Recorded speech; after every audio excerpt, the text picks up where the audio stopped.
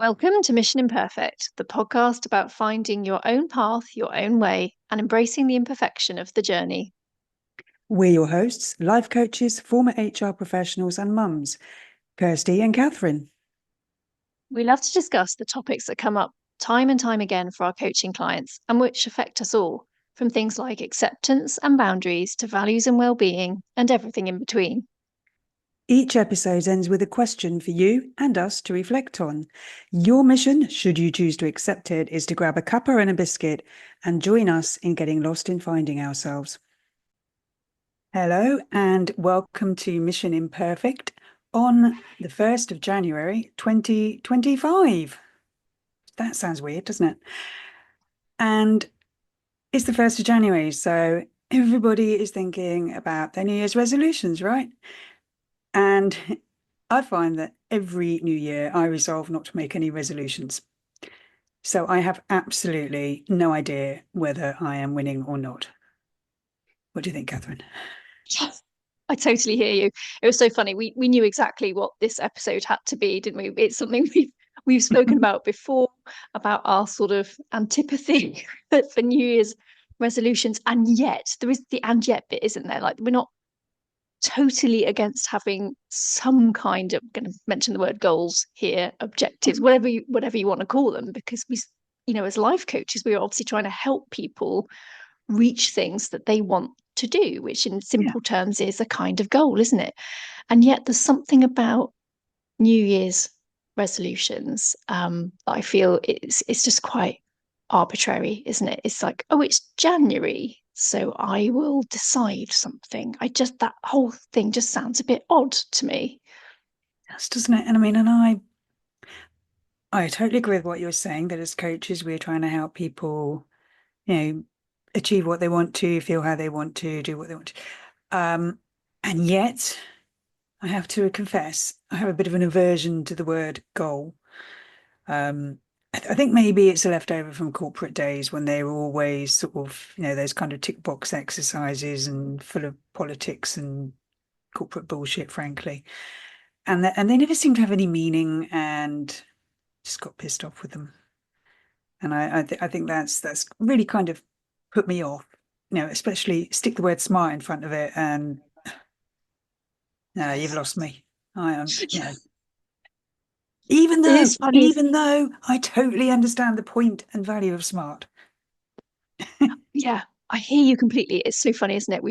It's the smart girl. Ooh, gives me a slight heebie-jeebies. I'm like, oh, come on, an acronym.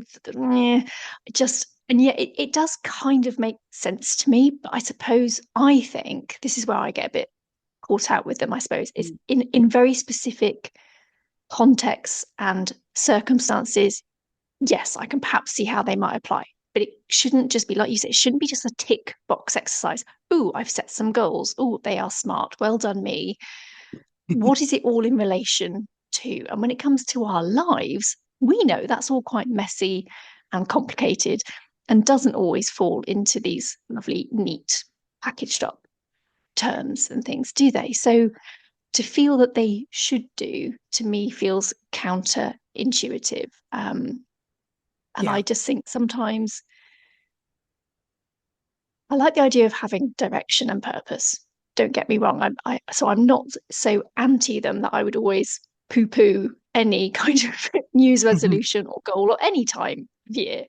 Because I do think we need to have some sense of what it is we are aiming for, we want, but just not in an arbitrary fashion and not just because it's a certain time of year. And because everybody else is doing it, there's that sort of peer pressure and conformity thing, Yeah. isn't Yeah, it? and it's a tradition, isn't it? But it's a bit. I mean, how many people, if they're really honest with themselves, go through the motions of, oh, it's New Year, I'm supposed to set some, so I will, and they're doing it in such a half-hearted way. They perhaps scrabble around to think of what they should be in the first place. Yeah. Their Not heart's not exactly really well in it. thought out. Yeah. Exactly. And then it's almost like you kind of know it's okay to drop them by February, March at the latest, because no one's talking about them anymore by then. So who cares anyway? So what was the point in even trying in the first place? Yeah, you're almost expected to fail, aren't you? It's a bit of a joke. Your New Year's resolutions will be over by February, sort of thing. And I mean the timing, and not just because it's so arbitrary, but setting out at the beginning of January, it's dark, it's cold, it's miserable. At least if you're in the Northern Hemisphere, it is mainly like that. And all these people are suddenly deciding they're going to the gym at 6 o'clock. I mean, really? Wouldn't summer be a better time to start that? And when you're more likely to be able to get up at 6 o'clock? I mean, I do go running at 7 o'clock in the morning 3 days a week, but I notice how much harder it is on the dark mornings. It really is. And that's not starting from scratch. So and you've just had all the stress and the excitement of Christmas, and it's just not great timing, is it, to make those kind of Mm. decisions? You need to let everything settle and think about what you want to do. Yeah. And it's interesting, isn't it? Because whether we call them resolutions or goals, another term we could talk about is habits. Now, because some of them might form into new habits, either to achieve the goal or resolution, or it's the goal in itself is to form a new habit. But we know that that takes time and it takes repetition. So it's interesting just hearing what you were saying about the running. If you were to start that perhaps in like lovely summer weather and you've really got into that pattern and that mentality, I can imagine it would be easier to maintain. I'm not saying easy by any means, No, it's but not. easier to maintain through those darker, more challenging months than thinking, I know, January the 1st, here I am going for my first run, pitch black in the rain. Lovely. Exactly. And I mean, different approaches suit different people, right? So if you're thinking to yourself, if I can do it now, I can do it anytime. That I'll have overcome the most difficult aspects. So I just need to get through these next few weeks, and I am good. Then that's fair enough. All credit to you if that's an approach that works for you. Fabulous. But if you know you struggle to get up anyway, and you decide to start something that involves getting up when it's dark and cold, you're going to make sure you spend more time outdoors. Again, is January the best time to really engage with that? But having said all that, all this stuff, we don't necessarily like the idea of goals and smart goals, all the peer pressure and the conformity and the bad or random timing and things not really being thought out and the expectation of failure. Having said all that, as we head into the new year, I know that I will still be thinking about what it is I want to do and have, how I want to be and feel over the course of the next year. And so will I in some way resolve to take some kind of action accordingly? Yes. How Yes, I about know. you? Me too. The fact we've just sort of poo-pooed them, and now we're going to said that we kind of get it and might be doing it a bit too. I think what we need to do then is explain perhaps resolutions, goals, habits, whatever you want to call them, the Kathryn and Kirsty way. Perhaps let's give them a better chance, or why. Well, I think we've just spoken about what we perhaps see as some of the issues with them, and Yeah, we don't want things to be a waste of our time or just tick box exercises. That's very much not what we're about as absolutely. coaches.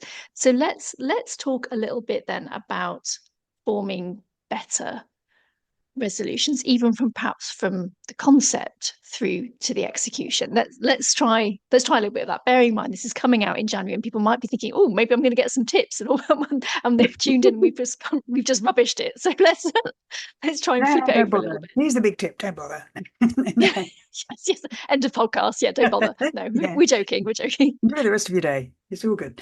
No, let's do that. Some tips because I mean, even if you are not a New Year's resolution person, like we've just said, we're not, that sense of awareness that it's a new year and of wanting something from it, of wanting something from yourself and of yourself for that year, I think it's hard for most of us to avoid that.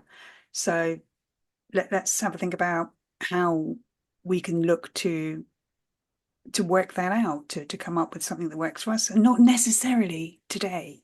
This is something we can be thinking about and building on doing for when it works for us, right? Yeah, exactly. And I think and we've already touched on this, but the most important thing is to actually be aware of what it is you really, really want. Anyone else got a bit of a Spice Girls earworm now? Tell me what you want. What you really, really want. But with I mean, so many New Year's resolutions sort of fixate on the whole fitness thing or weight loss, don't they? That's the stereotype. But when we're talking about, a resolution of I'll go to the gym for an hour every day, what is that actually about?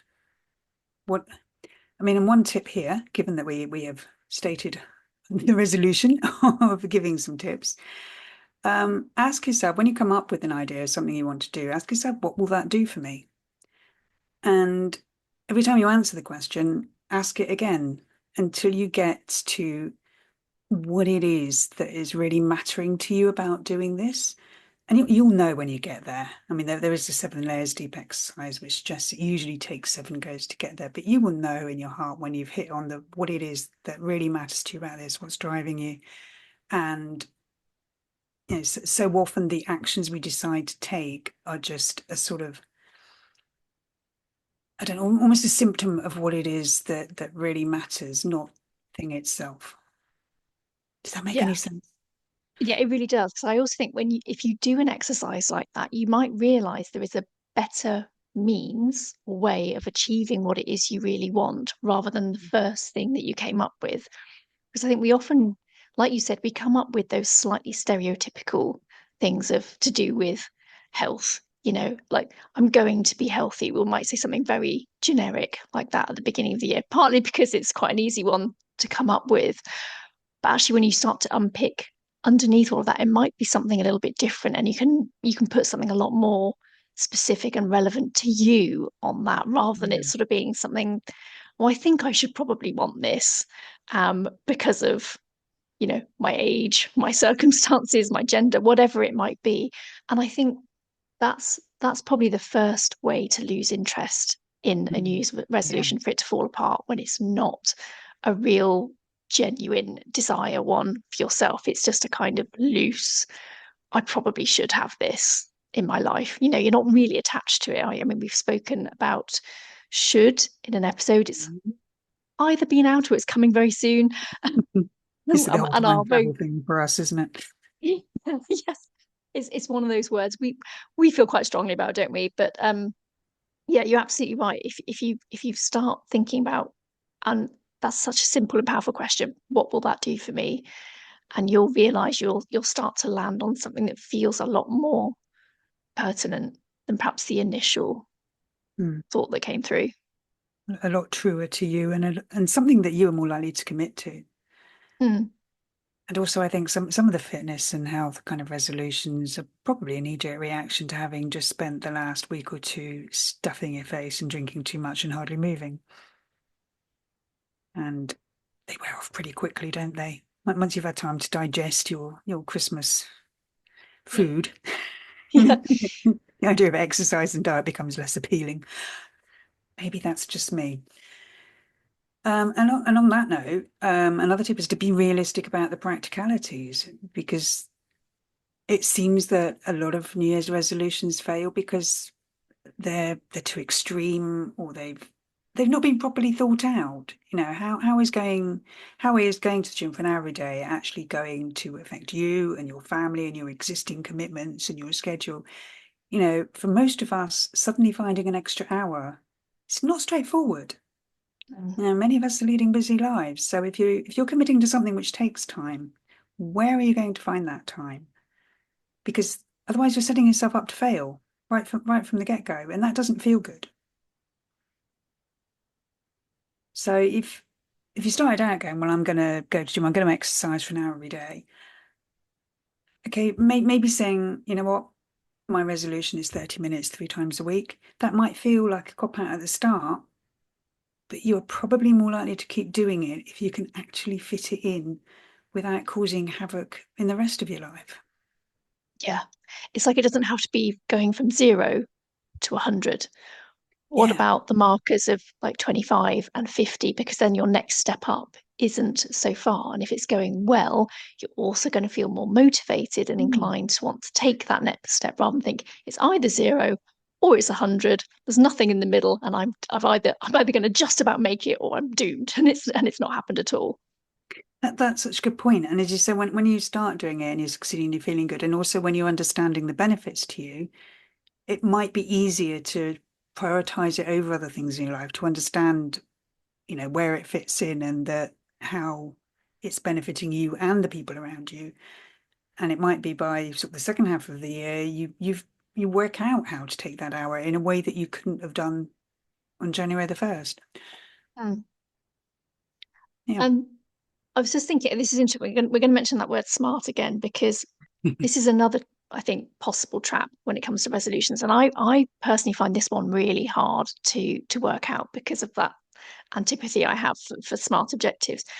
But if you set yourself something that's too vague, how will you even know if you're working towards it? How will you know if what you're doing is having an impact, is working, is reaching towards what that thing is?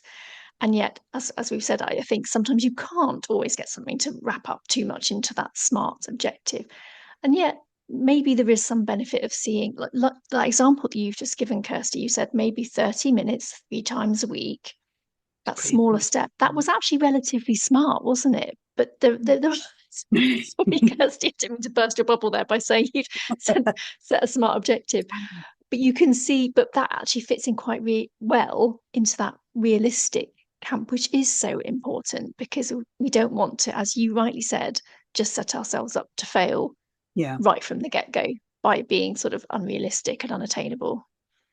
Yeah, I think maybe what you just said has sort of made me realize smart is less annoying when when it's applied to something very practical, isn't it? Yeah. As a Yes, tool that's a for good sort of point. assessing the practicality of something you're doing. If it's more around sort of mindset or how you want to be, how you want to feel, I think that's where it starts to become trickier and less effective. But if you're looking at something purely practical, how am I going to schedule this into my life? Maybe smart has a place there. Oh, I hate to say that, but yeah, maybe it does. I think I can reconcile myself to that too. So we're saying you use smart maybe a little bit, but don't be wed to it and don't feel like Be you a bit have to smart. make it smart. Yeah. Don't be too smart. Yeah, don't be too smart. No one likes a smart ass. I can certainly promise not to be too smart. Job done. Excellent. Yeah. And Um, sorry, were so you? yeah, well, I was just going to say, moving on, you came up with this really brilliant set of questions, which I love because this is very is really good coach speak, and I love it because when I get to the last one, it ties my head in a slight knot. So I'm going to have to make sure you're going to have to explain this one, Kirsty. But It's a I brain like twister, isn't it? it works really well. Yeah, so 4 questions, and I can't take credit for them. I think these came up in my NLP training. But when you are looking to do something, to achieve something, have a little grid, a 4 box grid, and work through these questions. So what happens if I do this? Number 2, what happens if I don't do this? Number 3, what does not happen if I do this? And number 4, what does not happen if I do not do this?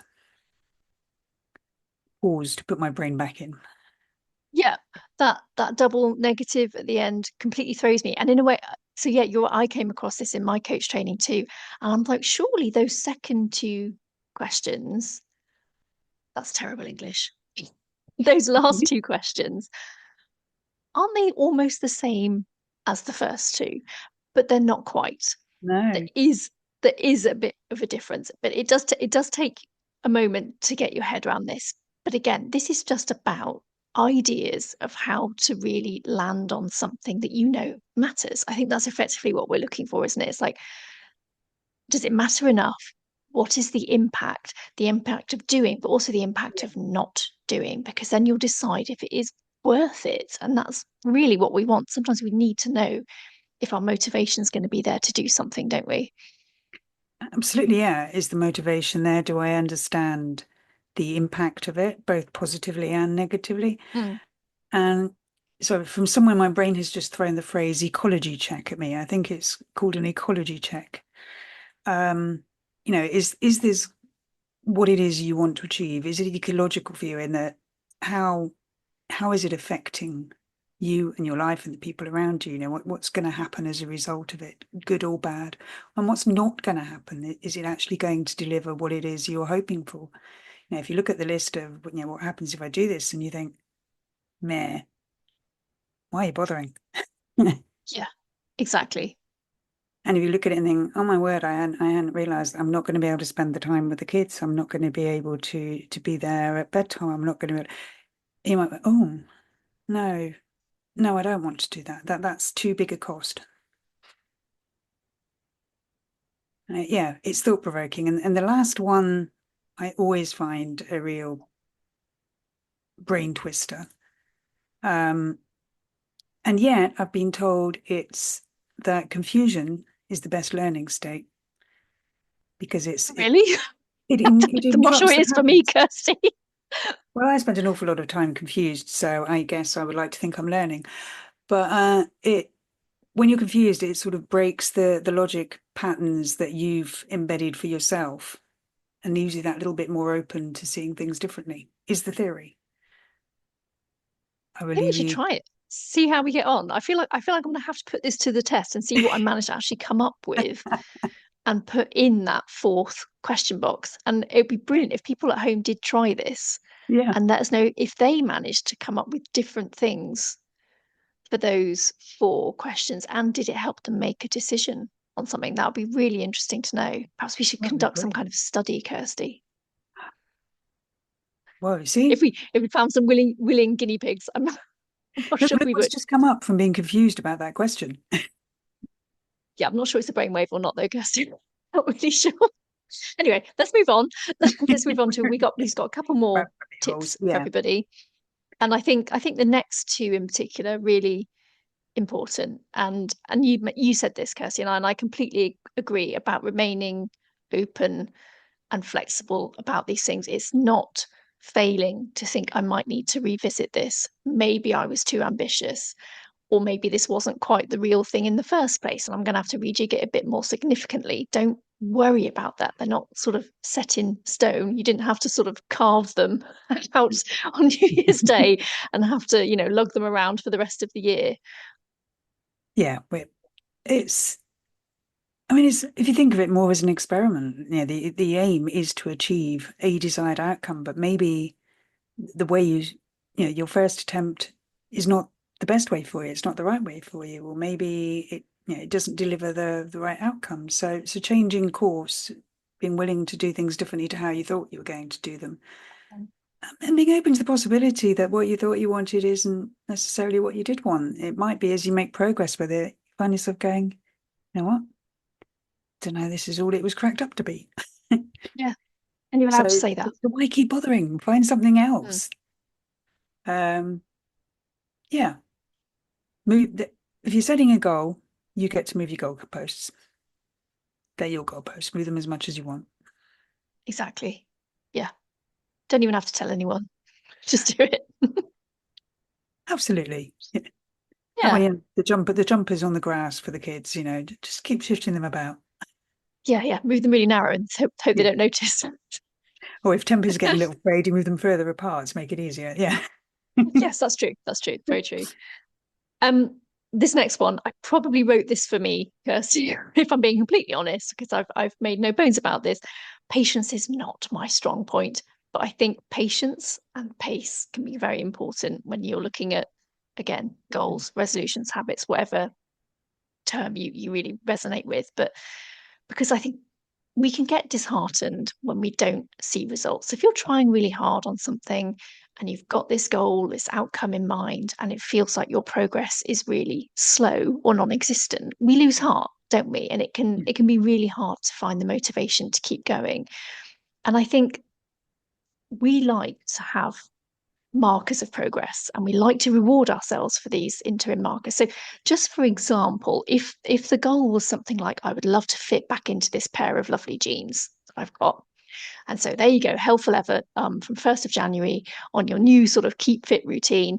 1st of Feb, you get those lovely jeans back out full of bit of hope, and you're not close. And it could be so Mm, disheartening. But actually, what you might not have realized is what has actually happened. Yes, you haven't reached that end goal yet, but perhaps you've got more energy, or perhaps your skin's improved, your hair, whatever else, what other little knock-on things might have been working well for you. And I think it's really important to acknowledge the interim benefits on the way, whether they are directly linked to the end goal or are just sort of positive spin-offs. And maybe you can reward yourself for reaching the absolutely. milestone. I'm not saying perhaps, a chocolate Biscuit. bar, that might be a bit counterintuitive at this moment in time for that particular Biscuits, goal. Catherine. We need to mention Oh, I biscuits. know. Well, You yes, gave the I thought I've perfect got to throw in opening a there. biscuit somewhere.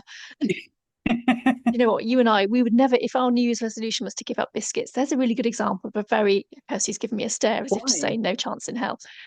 But that's Why a really would you good do that? example of, no, why would you do that? It would be an empty resolution for us, because even if it was in some kind of get fitter, healthier, whatever it was, we would find another means of doing that because we don't really want to let go of biscuits, do we? No. Maybe not have a biscuit for 20 minutes. I could possibly contemplate that. Um, you can cut down without cutting out. Okay, I don't usually eat biscuits every 20 minutes, just for the record, before any nutritionists start calling in. Yes. Oh, so we've been talking for at least 20 minutes and no biscuits have wafted into the screen yet. Thank you for pointing that out. I feel better now. But this idea of patience and pace, I love it. And it occurs to me that journaling is something that can help with that, because if you are regularly, making a note of how you feel and what you're noticing about yourself and so on, being able to look back over that and see the progress that you perhaps aren't so aware of in any given moment, that can be really useful in giving you that little boost and a non-biscuity sort of reward, Mm. a mental biscuit. Loads of biscuits. No idea what. Be really interested to see what people might come up with for their mental biscuit. I think this has just become a thing. I'm going to go off and trademark or patent I was that or going to say something. mental biscuit. That feels like it should be a term, doesn't it? I wonder if Should it's going be. to catch on. You heard it here first, everyone. Well, I suppose it could be a completely insane biscuit, though, a little mad cartoon character, the mental biscuit. Hmm. Anyway, Yes. distracted, rabbit holes, that sort of thing. I Let's mean, get back on track. one final tip, which may or may not involve biscuits, and I think a little bit of disagreement on this one. Word of the year. I quite like the idea of a word of the year because I think it can help keep you tuned in to what it is that it really matters you to sort of to do, to feel, to have, to achieve. And it it's a bit like with values, just having it in the back of your mind. And when you're trying to make decisions or and choice, whatever you with that word it becomes a little bit of a guide or a measure as to whether what feels best for you, what's going to be in alignment with that. But the key thing here is that you've got to remember the word. It's, if you just come up with something a bit random and you really like it for the first half of January and then you forget it, it's not going to achieve very much. But if it does matter to you, then keep it visible. Have it as a screensaver on your computer or on your phone lock screen. Put it in the front of a journal if you use one. Stick it on post-it notes, on your fridge door in the office, etc. And when you're constantly seeing it, is that reminder, when you're doing things, is that actually in alignment with this thing that I said I started at the beginning of the year thinking was important to me? And again, going back to all the other points, if that word stops feeling helpful to you, ditch it. Find the one that does feel right. Could be a word of the month. Hmm. Actually, no, now explaining it like that, I really like it because you're using it in a slightly different way. It's not necessarily a goal of itself because it's only a single word, but it's Mm. like a direction and it's almost like a measure. So I love this idea of when you're thinking of a decision, does that kind of fit in with this theme that I've set myself? And I think you totally caught me out, Kirsty, because I did have one, not for this year, I don't think. It might have been the year before, but I did promptly forget it And that's because I did not have it there in sort of reminder Yeah. fashion. And as I think we've demonstrated with my slightly squirrel brain with distractions, I just totally forgot about it. So it didn't come to anything. So my bad for that one. And I think we do sometimes need those reminders, don't we? Just to have Mm. them around. And then yeah, like we said, you can check in and decide if it's still relevant or not. But there's no harm in trying out, like you said, a bit of an experiment. Yeah, actually, you mentioned right towards the start around, something like be more healthy, whatever, isn't a good example of a resolution or goal. It doesn't tell you, it's too vague, it doesn't tell anything. But if your word of the year is health, and when you're making a decision about, I don't know, a biscuit, um, if you are if you then refer to the word health, it's actually does, is this in alignment with Mm, my mm. idea of having more health and being more healthy this year? I'm actually going to skip the biscuit this time. I never said. Yeah. Then I'm not sure you're fully convincing me, Kirsty, that this one would actually work for you. I think the word for healthy me, might be for dotted me, no. around. Possibly not for me, but for others. Although having said that, I was diagnosed as pre-diabetic and I did change my biscuit habits, unbelievably. So I eat Mm. far fewer than I used to. So actually, that was a bit of a lie, wasn't it? I've already done it. I have already done the I will skip the biscuit or I will change the biscuits. I will go for rather than my favourites, I'll go for ones with a lower sugar content.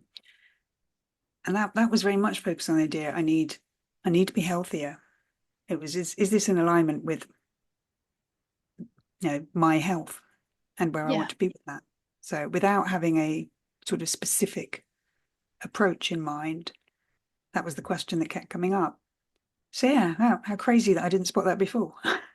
yeah, no, that's really interesting, actually, isn't it? So clearly, the desire and the motivation was strong enough, and you managed to find a way to make it work for Yeah. you, and it didn't mean an absolute cut out cold turkey. And that's the other thing when we're talking about realism of these objectives. When you 0 to 100, or like from having them to Mm. having nothing, that's quite a brutal approach. And if it works for some people, fantastic. So I'm definitely not saying don't ever try that. But sometimes that's can be a really difficult thing to set out to achieve. Whereas you, in your example, it might be to modify, to reduce, to exchange, just to Yeah. find a way to 'Cause make that all realistic. otherwise the thing you're trying to deny yourself starts taking up all your energy because even though you're thinking about not having it, you are thinking about the thing all the time. Yeah. and Yeah, then, and our brain gives us more what we focus on. So still allowing absolutely. some of it can reduce that problem. But yeah, not everybody gets on with the word of the year. And like you, I don't actually remember if I set one for this year. So it doesn't always seem relevant. But I think I will be for next year already because something just came up for me when we were thinking about this, oddly enough. And yeah, so if it works for you, it works for you. Do it. Yeah. Let's maybe we could do a bit of a mid-year or spring sort of check in and see how, if we have had one, how have we got on with it? What's worked for us, what hasn't? We can maybe do a sort of check in rather than this being something that you only, because we appreciate we're putting this episode out on New Year's Day, but it'd be interesting to see Ooh. what's happening in spring, what's happening in summer about these sorts of things. I mean, we're very much of the view that it doesn't have to be at a certain time of year, it's at any time of year. But that might be a thought, mightn't it, to do a bit of a check in? It could well be a nice touch of coachy accountability going on there. Yeah. Well, you know, That's what coaches do, right? Keep you accountable. exactly, exactly. The hat's never far away, is it? Right. Let's share some of our favorite quotes before we move on to the question. The question. Yeah. Yeah, and there What was what was your favorite quote? um do you know what? I actually really like the one you came up with, but I'm not going to steal your thunder on that. Oh, So okay, thanks. there was one a meaningful one that I really liked was if you asked me for my New Year resolution, it would be to find out who I am. And that was from somebody called Cyril Cusack. I like that. I mean, that can apply always. We're always a work in progress, always learning about ourselves. So I love that. I think the one you might be referring to that I found, which I really liked because I've spoken about life chapters quite a lot before. It's this lovely quote: "New year, new chapter, new verse, or just the same old story. Ultimately, we write it. The choice is ours." And I thought Kirsty would like that one. And that's Alex Morritt. And I'd never come across this before, but I thought, wow, that's such a brilliant quote. Love it. Yeah. Brilliant. Yeah. And a really short and pithy one from Oprah Winfrey. Cheers to a new year and another chance for us to get it right. Like And it. the only thing I would add to the end of that is in our own way. Yes, exactly. Yeah, there's no set way for getting these things right. And we shouldn't feel extra pressure having to do things in a certain way. So on that note, shall we move on to our question? The question, let's do it. Let's do it. So how do you want to be feeling at the end of 2025? So Mm. Kirsty, tell us. You know what? I want to be feeling proud of myself. I want to feel proud for the year I've had, and I want to feel excited about moving forward into the next year, 2026. Doesn't that sound strange? Yeah, I want to feel that I've been creative and courageous and resilient, and that I'm in a good position from which to keep moving forward. And that in terms of building my business, supporting others, and of course, working on myself. I love that. I could just sort of say, yeah, me too. Ditto. That's such a cop out there, isn't it? The funny thing was, it was very difficult to think of another word for to go with I feel. Obviously, the word I wanted to also say was proud, but I think that's a really, really natural response to want to have. But I thought, well, okay, let's try and tweak that a little bit. So I said, I want to feel excited about what I have created, what Yeah. I've laid the foundations for, and for what is to come.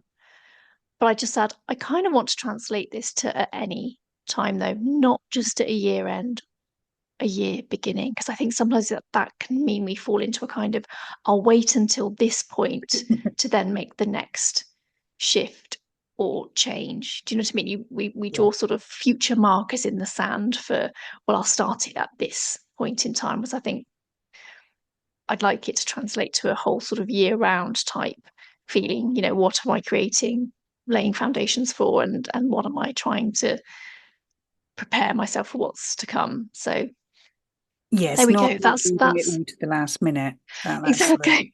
Yes, let's cram it all in oh on the fuck it. Oh fuck, 31st. it's December. I need to do something to make myself proud. Um, Yeah, exactly. So we have got a couple of blogs to share, haven't we, in the show notes, where we've both spoken a bit about New Year's resolutions. So we will share those. And yeah, do let us know how you get on with that question, how you want to feel at the end of 2025. God, it's very strange to be talking about 2020. But oh my God, I can't even say it. 2020, How many 20s are there? See, I'm not used to saying 2025. it. I know. What mouthful that is. We need much easier years to say than Yeah, we 2025. need to get to the 2030s. It'd be much easier then. Yeah. They'll be wishing a lot of time away, though, wouldn't it?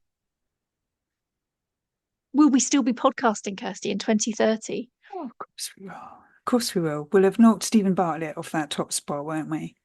Yeah, absolutely. But oh, these two still going. What are they talking about now? We won't know what we're talking about by then. No, we'll have no idea.